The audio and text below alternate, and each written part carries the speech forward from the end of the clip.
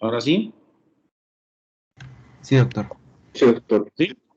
Ok, bueno, empezamos otra vez. Linfadenopatías, vamos a tomarlo en cuenta como el aumento de los ganglios linfáticos. En general, va a depender del sitio, pero va a ser más de 2, más de 1.5, más de 1 centímetro. Nosotros podemos tomar como media, si está más de 1.5 centímetros, se va a denominar linfadenopatía. ¿Okay? Lo primero que voy a preguntar yo es si este ganglio duele o no duele. Si duele, me voy a ir que es un proceso infeccioso y esto no va a ser grave, generalmente va a ser benigno. Si el paciente refiere que no le molesta, únicamente está viendo el aumento del tamaño de ese ganglio, ¿qué es lo que voy a pensar yo primero? Que es un proceso inflamatorio crónico. Cualquier enfermedad crónica me puede dar una adenopatía no dolorosa. Es decir, por ejemplo, alguna enfermedad autoinmune, ¿no? Artritis reumatoide, etcétera, Sjögren, etcétera, ¿no? Algunas infecciones como el VIH, que tiene inflamación crónica, me puede dar un ganglio indoloro. Dos, que fueran metástasis a ese ganglio. ¿Cómo que? Pues si yo tengo CA de mama, por ejemplo, tenemos una paciente con CA de mama y tocamos un ganglio a nivel axilar, pues puede decir que está invadiendo ya las axilas, ¿no? Y lo último sería un linfoma, que es la clase de hoy. ¿Okay? Entonces, siempre tenerlo en el diagnóstico diferencial. Afortunadamente es más común las causas benignas que las causas malignas, pero estas tres son preguntas de examen. En cualquier caso clínico que les pongan, piensen que es una de esas tres. ¿Okay? Los linfomas son sencillos porque sabemos que son masas, ¿verdad? Compuestas por eso es linfoma, masa, por linfocitos. Ahora, ustedes deben de memorizarse, así como el algoritmo de las anemias, memorizarse el algoritmo de los linfomas, igual como el algoritmo de las leucemias, ¿verdad? Es decir, nosotros tenemos un linfoma que se llama linfoma de no Hodgkin, ¿verdad? Se dividen, y linfoma Hodgkin, ¿sí? El más sencillo es el linfoma Hodgkin, porque este ya nada más tiene subtipos. Si se fijan, no Hodgkin, pues tiene 2 letras, ¿verdad? Este tiene 1. ¿Okay? Es bien importante. ¿Por qué? Porque cuando nosotros sabemos dos neumotecnias, que es el R-CHOP, ¿no? R-CHOP, que sí es una confusión luego, y el ABBD. Entonces, ¿cuál tiene más letras? ¿El ABBD o el R-CHOP? Pues el R-CHOP. El R-CHOP tiene 5 y este tiene 4. Entonces, el mayor, ¿verdad? El N, el no Hodgkin, es el que se trata con el R-CHOP. Es importante eso, ¿ok? Ahora, el linfoma no Hodgkin, yo lo voy a dividir aparte, si es de células B o si es de células T.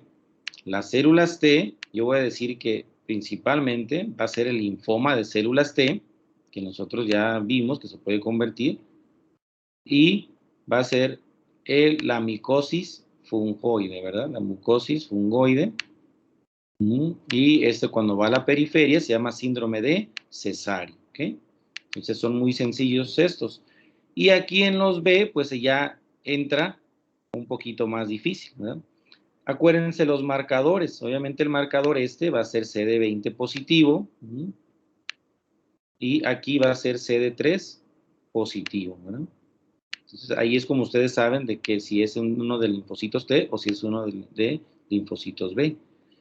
Hay diferentes formas de clasificar los linfomas no Hodgkin de estirpe B, ¿no?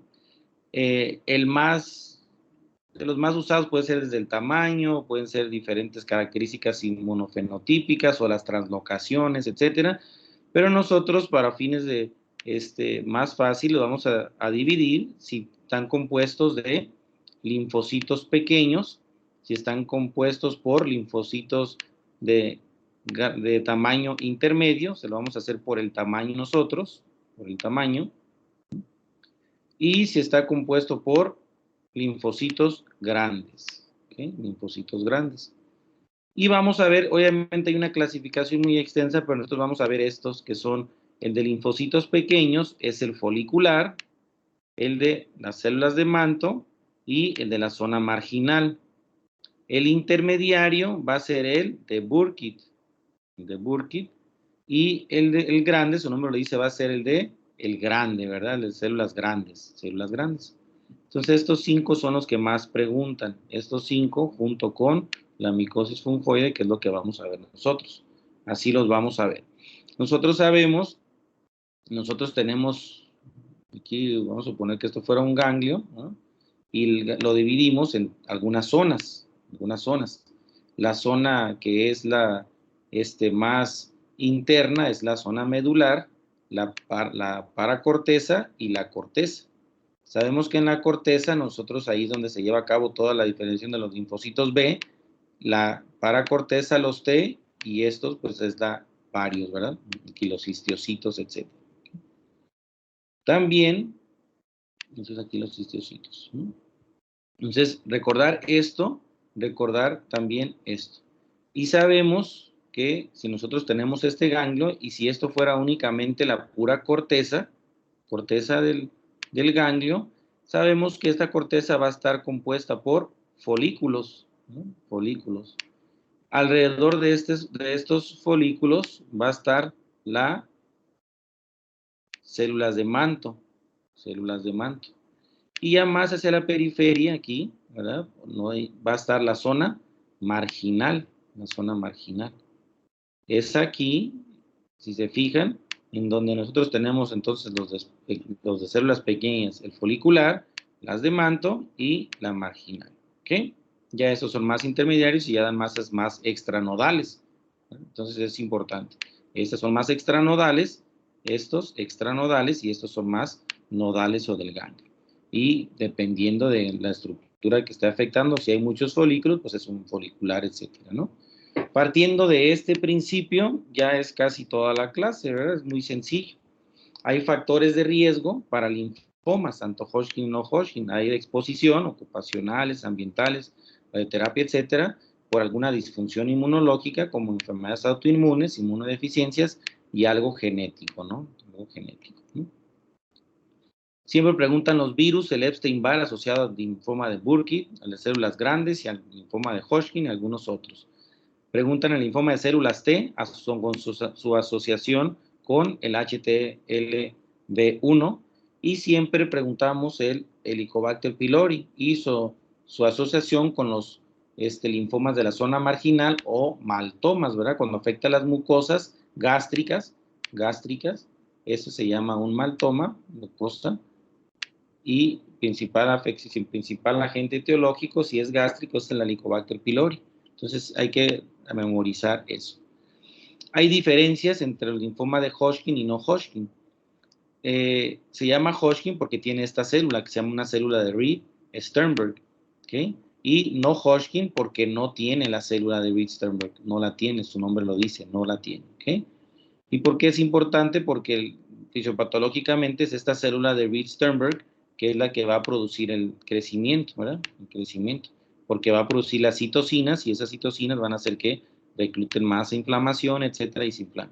Y esta no la va a tener, entonces este va a estar dado más por algunas translocaciones o algunas otras causas, ¿no? Si nosotros vamos, entonces el Hodgkin tiene células de Reed-Sternberg, generalmente el Hodgkin va a ser diseminado por continuidad, es decir, si yo tengo un ganglio cervical, se va a ir primero hacia abajo, ¿verdad? Primero se puede ir hacia el tórax y luego hacia el abdomen, etc. Y va a estar asociado a los síntomas B, los que producen los síntomas B en sí, pues la célula de Reed-Sternberg que libera citocinas, y estas citocinas nos dan estos síntomas B, que es la fiebre, sudoración nocturna y la pérdida de peso, ¿verdad? Es la célula, por eso nos dan más los síntomas B, ¿ok? Porque en algunos casos de no Hodgkin también dicen que puede tener síntomas B en menor cantidad, porque también en el no Hodgkin puede haber algunas células de Reed-Sternberg, ¿verdad? Pero en general para fines de examen no hay células de Reed-Sternberg y más lo tienen que usar con el Hodgkin, ¿okay? Va a haber linfadenopatía mediastinal y se asocia a un virus, ¿verdad? Algunos tipos de linfomas, ¿sí? En el Hodgkin, ¿sí? El no Hodgkin, se fijan, no va a haber célula de Reed-Sternberg asociada a algunas inmunosupresión. Este va a ser no contiguo, es decir, yo lo puedo tener en el cuello y en el abdomen sin haber pasado por continuidad, ¿verdad? Puede ya estar hasta este sitio, puede estar arriba, ¿ok? Hay 3 translocaciones que se tienen que memorizar, para los linfomas no Hodgkin, que es la translocación 8-14, lo cual me va a dar el linfoma de Burkitt, la 14-18, que me va a dar el linfoma folicular, y la 11-14, que me va a dar las células de manto, ¿verdad? Si se fijan, el Burkitt, así viene como Burkitt, ustedes pueden, en vez de decir Burkitt, pues ponerle un 8, ¿verdad? Que no se vayan a confundir. Entonces le ponen así el 8, y ya saben que la translocación es la de 8-14. ¿Y por qué saben la del 14? Porque en el 14 tenemos que saber que hay algo, un protoncogen, que es el BCL, ¿no? Que ahorita lo vamos a ver. Entonces ese es el que se va a translocar a esta cadena de inmunoglobulina, con este BCL, y le va a dar las propiedades de el BCL. Lo que hace es que va a inhibir la apoptosis. Si yo tengo mucha proliferación de células neoplásicas, no hay quien las destruya, entonces me va a dar más ahí. Entonces BCL es bien importante para esto. Vamos a ver que también para el 14-18, ya sabemos el 14, pues aquí está el BCL, entonces no tiene que ver el BCL aquí, y entonces tiene que haber en el 18 algo que se transloque aquí. ¿Para qué? Para que produzca también ese celo. Así que vamos a ver cuál es en este y cuál es en este. ¿Ok? Memorizarlas. La presentación, la linfadenopatías, los síntomas B, por algunos, principalmente en los de linfoma de Hodgkin, y algunos sitios extranodales va a tener manifestaciones si afecta el tubo gastrointestinal, saciedad temprana, etcétera, ¿no? En la piel si afecta, pues también el rash, nódulos, etcétera, y en hueso también, dolor óseo, etcétera. También en raras ocasiones puede ocasionar lesiones a nivel de otros órganos, ¿verdad? Una clasificación que siempre preguntan en los exámenes es la clasificación de Ann Arbor. Entonces ustedes tienen que saber cuándo es un Ann Arbor 1, 2, 3 y 4. Y esto es muy sencillo. Y se las tienen que saber de memoria. Obviamente se van a un libro, pues va a estar un poquito más.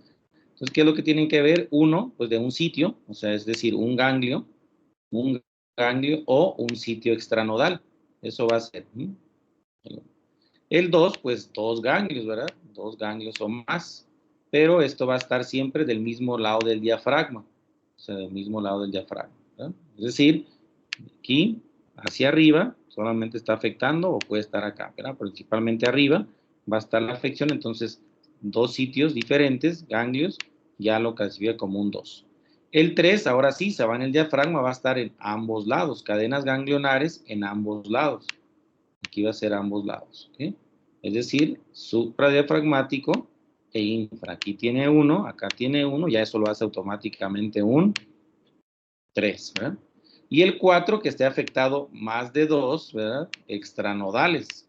Es decir, que aparte de tener ganglios, que tiene aquí afección pulmonar, aquí está 1, y acá está afectando el vaso, aquí serían 2, y está afectando el hígado, serían 3. Entonces está afectando 3 sitios extranodales. Entonces, con más de 2, es que un grado 4, ¿ok? Entonces, clasificación de Ann Arbor, por favor, de forma sencilla, para que no se les olvide en la vida, apréndanselo así. ¿Sí?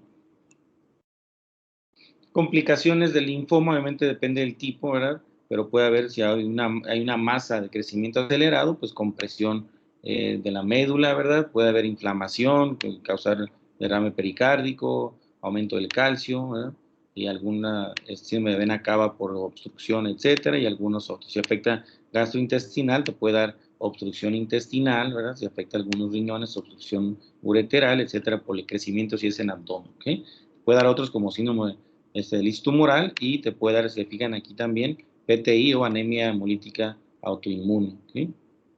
Ahora, en los linfomas no Hodgkin, ya dijimos cómo nos los vamos a memorizar dependiendo del tamaño de la célula. Si la célula es pequeña, si la célula es intermedia, si la célula es grande, ¿verdad? Y ya con eso nosotros decimos, tenemos los principales 3 tipos de las células pequeñas, tengo que decirlos otra vez: la folicular, que se lo tienen que memorizar, las células de manto y la marginal, la intermedio, el Burkitt, y la grande, el de células grandes, ¿ok?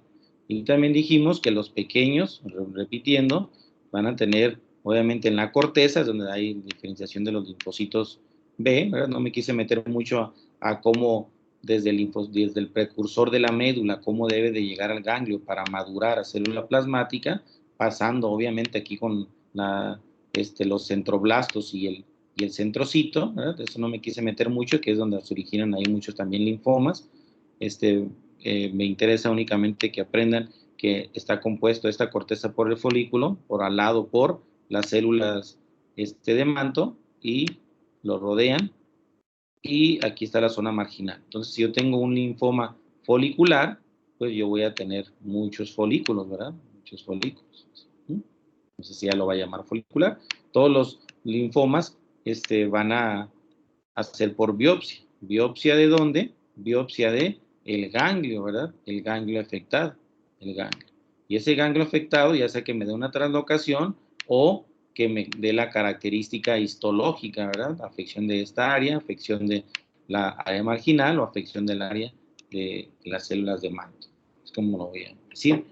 El linfoma de células B difusos es agresivo, ¿verdad? O sea, muy agresivo. ¿Por qué? Porque, por ejemplo, los que se dan más en mediastino, crecen rápido, empiezan a causar obstrucción.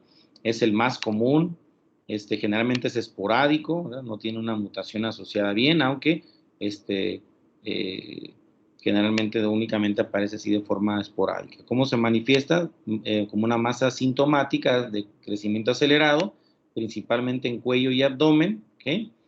Y el diagnóstico es por biopsia. Obviamente va a expresar, para que sea linfomas de células B, el CD20 positivo, ¿ok? Y el tratamiento, ustedes lo saben, el R-CHOP, ¿ok? El R-CHOP. Y ¿qué voy a hacer yo para ver si este paciente respondió? Pues le voy a hacer un estudio que es principalmente un PET-CT scan, ¿verdad? PET-CT scan, pues básicamente lo que hacen es dibujan, está todo el cuerpo, y el cuerpo ponen medio de contraste y hacen como algo nuclear, gamma nuclear, y ya ven en qué sitio se está absorbiendo ese líquido que pusieron, ¿verdad? Entonces, si absorbe, pues ahí se ve y se clasifica en el Ann Arbor qué tantos sitios está afectado. Entonces, si obviamente yo tengo aquí varios sitios y luego le doy quimioterapia y ya hago otro y ya no tiene en ningún lado, ya está limpio, ¿qué pasa? Pues sí respondió a tratamiento. Si no, si todavía tiene, pues quiere decir que todavía no responde de forma adecuada. ¿Okay? Ese es el memoriza en este estudio para vigilancia de los linfomas, que es el PET-CT scan. El folicular es una proliferación neoplásica de células B pequeñas. Obviamente todas van a expresar lo que es el CD20 positivo. Se va a presentar como linfonopatia y ven aquí la translocación. Esta se la tienen que memorizar, ya la vimos, 14-18. Y esto hace que se sobreexprese el BCL2, y va a inhibir la apoptosis, por lo tanto va a aumentar obviamente la proliferación de estas células. Ese se puede convertir, es importante, en un linfoma de células grandes, ¿verdad? Su tratamiento va a ser quimioterapia, ustedes ya saben el R-CHOP.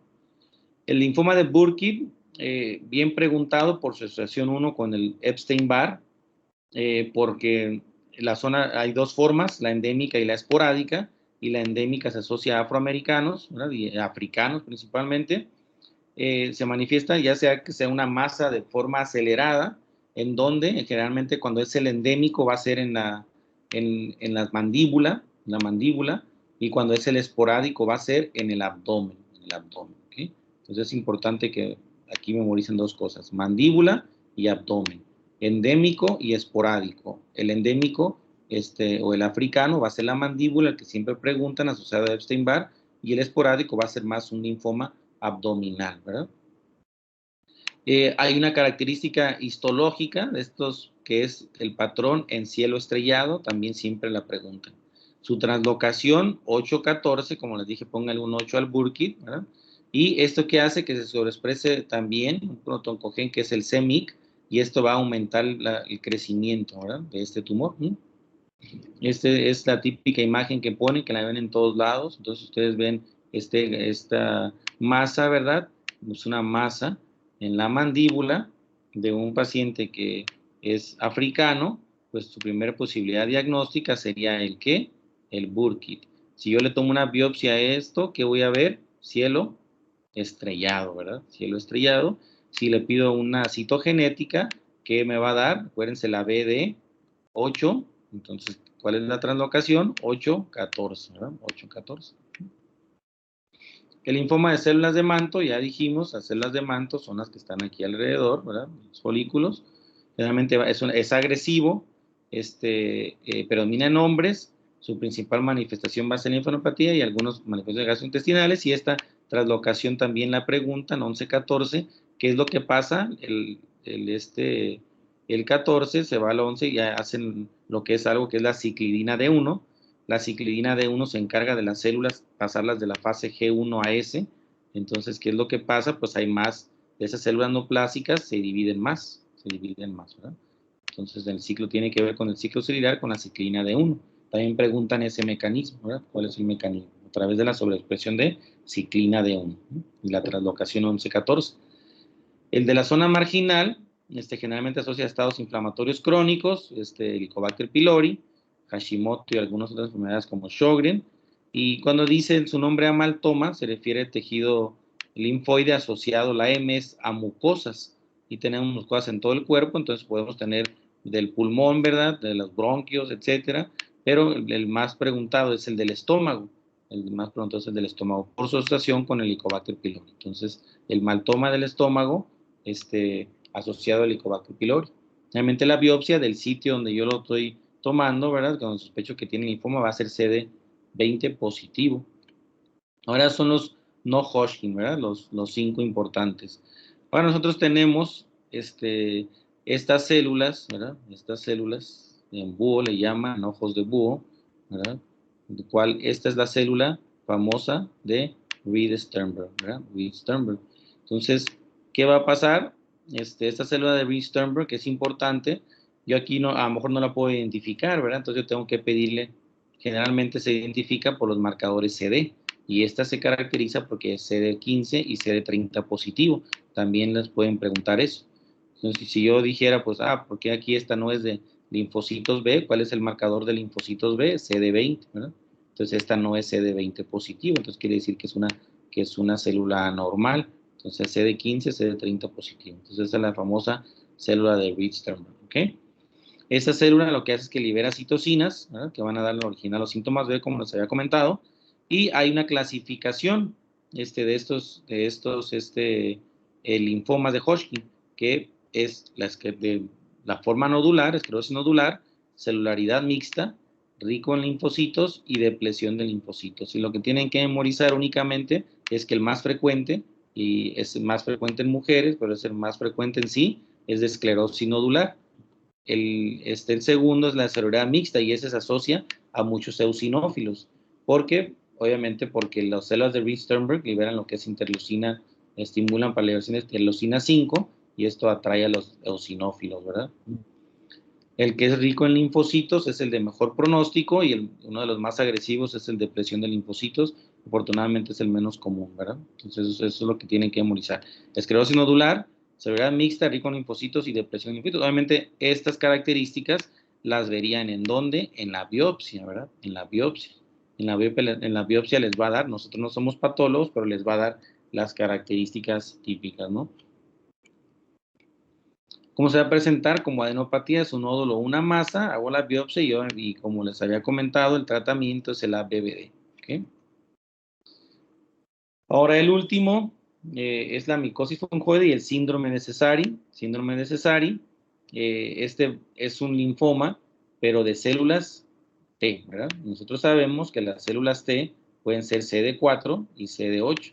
Entonces este es el de CD4 positivo, ¿verdad? CD4 maduros positivos. Y la característica de esta micosis fungoide que siempre deben de pensar ustedes es en piel, en piel. Y cuando digan síndrome de Sézary, digan ya se fue ese a la sangre. Entonces, ustedes siempre que vean este término, les dicen, esa afección de piel, ¿cómo se manifiesta? Como un eritema. Eritema, un rash, a veces se asemeja a una eritrodermia, etcétera, ¿no? Le hago biopsia y ahora sí que encuentro en la biopsia, voy a encontrar lo que son en la epidermis, voy a encontrar se llaman, cuando se juntan muchas, los microabscesos de Pautrier, preguntado, ¿verdad? Preguntado. Entonces, por favor, memorícense eso. Y si yo le hago un frotis de sangre periférica, yo puedo ver unas células con núcleo cerebriforme, es decir, como, imagínense que este es un linfocito, vamos a suponer, es un linfocito, entonces yo voy a ver una célula con núcleo como si fuera un cerebro, ¿verdad? Como si fuera un cerebrito, vamos a poner así. ¿Sí? Entonces, ese núcleo cerebriforme, ¿no? Ese es en frotis, es una célula de Sézary, y ese es indicativo de micosis fungoide que se fue a la sangre, ¿ok? Obviamente a veces no preguntan tanto, es una célula de Sézary porque ahí está el diagnóstico, sino van a preguntar en la biopsia, ven unas células de aspecto cerebriforme, entonces, ¿cuál es tu diagnóstico, verdad? O ven microabscesos de Pautrier y ¿cuál es tu diagnóstico? El diagnóstico obviamente lo hacemos por biopsia, dijimos todos, el seguimiento de todos estos lo hacemos por PET-CT scan, ¿verdad? PET-CT. Y hay 4 estadios de esta micosis fungoide, no me metí en muchos detalles, pero el tratamiento va a ser en base a ese estadio, ¿verdad? Pero principalmente con quimio, desde local a sistémica. ¿Sí? Creo que es la última.